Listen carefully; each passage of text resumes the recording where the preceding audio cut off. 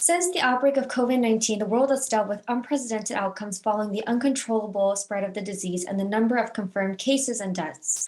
One of the greatest effects of COVID-19 was economic contraction, close to a full stop of economic activities, which at the beginning of the outbreak brought serious concerns of a full economic shock.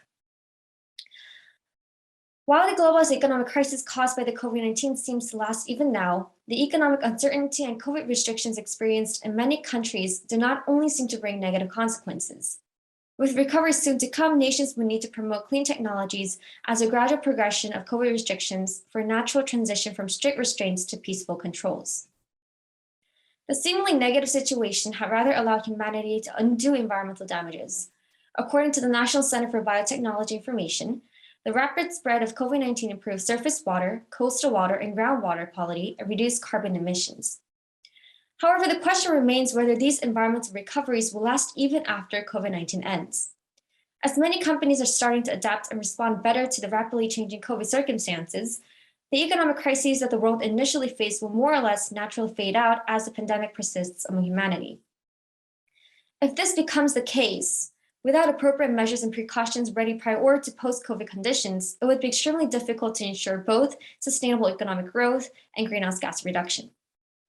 Although many member states of the United Nations have pledged their carbon neutrality and many countries are legally bound to the Paris Agreement, it is hardly the reality that countries would sacrifice or slow down their economic growth or recovery for the sake of environmental restoration.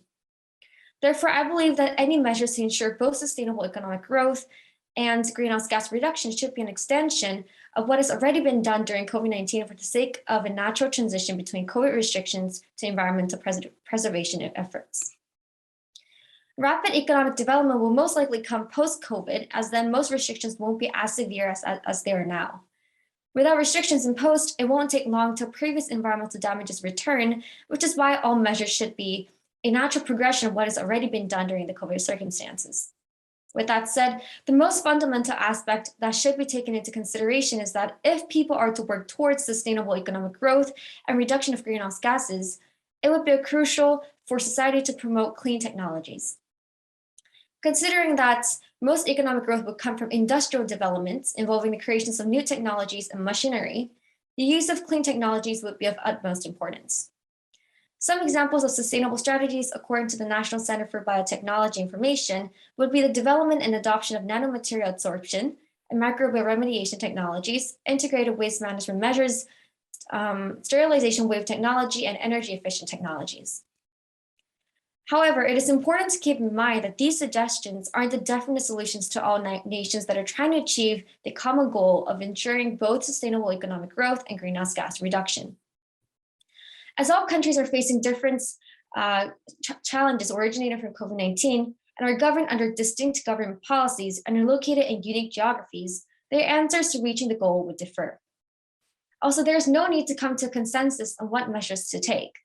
Having said that, if nations strive to stay in control of communities and societies from instantly going back to pre-COVID lifestyles, but rather continuing to practice small actions that have been contributing to reducing carbon emissions and improving water qualities during the pandemic, the world will be able to, without doubt, ensure both sustainable economic growth and greenhouse gas reduction. Thank you.